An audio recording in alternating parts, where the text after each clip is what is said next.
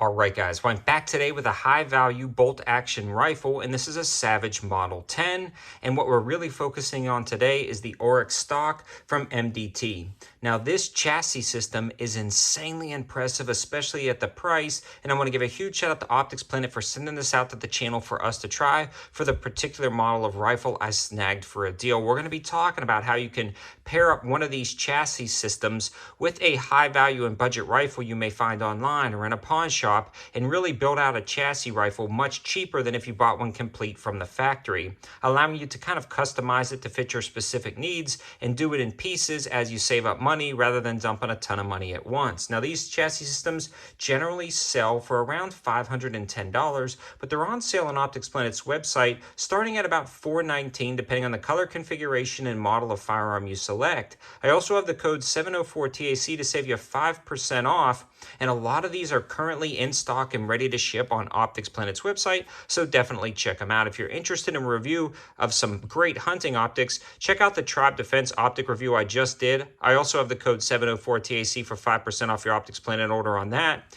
And the rings being used in this are the new high-value Precision Monstrum tactical rings. And again, I've got a video on that as well, just to kind of summarize this entire build. Now, I snagged this Savage Model 10 in a fairly old style stock. Now, the action was great. It had the extended bolt handle, threaded barrel, heavy profile barrel, and I think I snagged the whole setup for about $400, which was pretty darn good for the rifle, but I just wasn't loving the stock, and I wanted something to do a little bench rest shooting and get slightly more capabilities and ergonomics out of the rifle, as well as convert it to take detachable magazines. Now, if you know, bolt-action rifles, you know, the evolution is to transition to the AICS pattern magazine, which is a single stack mags, either for the 7.62 by 51, 6.5 Creedmoor, or a wide variety of other platforms. So this converted it from an internal magazine style firearm into one that accepted the detachable pattern mags. Now, a lot of them have different variations, but you'll be able to tell which model you're getting on Optics Planet's website. So let's start from the back and work our way to the front and talk about the stock, which has a lot of adjustments built in with length of pull adjustments, a very nice rubberized butt pad, and then a height of the comb adjustment located in the stock itself. Now, this is a very rigid and dense polymer built into an aluminum chassis system, and it feels like one of the nicest chassis systems I've felt in a while, especially when you consider the price of right around $450-ish, or even just a little bit cheaper. Everything flows very nicely and has a spot where you can wrap your hand around the back of the stock and pull it into your shoulder.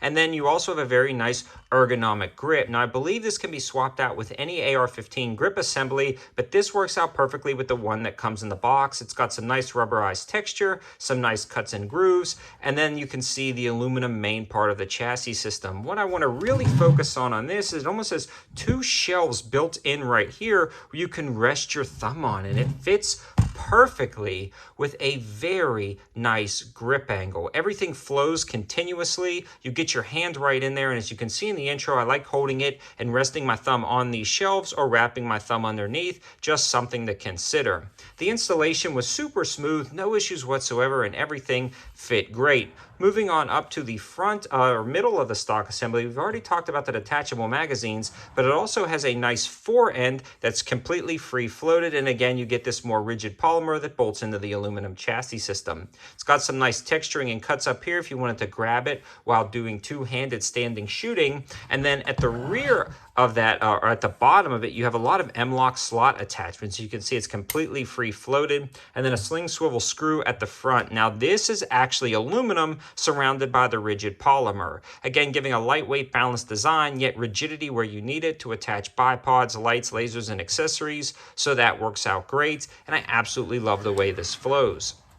In summary, if you grab a high-value rifle, you can probably snag a lot of different Rugers, Savages, and Remingtons for right at the $400 to $500 price used at a local pawn shop, and then drop one of these chassis systems on for about $400, getting you a chassis gun for about $800. A lot of times you can find something a little bit cheaper in the bolt-action range and then work your way up so you don't have to dump $1,000 at once or even $2,000 on a lot of nice chassis system rifles. Combine that with a half halfway decent optic, and you're plinking at 1,000 yards, no problem, with the right base model gun when you throw it in this chassis system. It functioned great, it assembled great, it feels great, and it's a very high value price, especially when you add my code 704TAC for 5% off. Subscribe to my channel if you haven't already done so. I'm always doing Friday deal alerts on a wide variety of things, product reviews, optics reviews, so definitely check out the rest of my channel. And again, thanks to Optics Planet for sending this out for us to try. Thanks for watching, guys. Have a good one.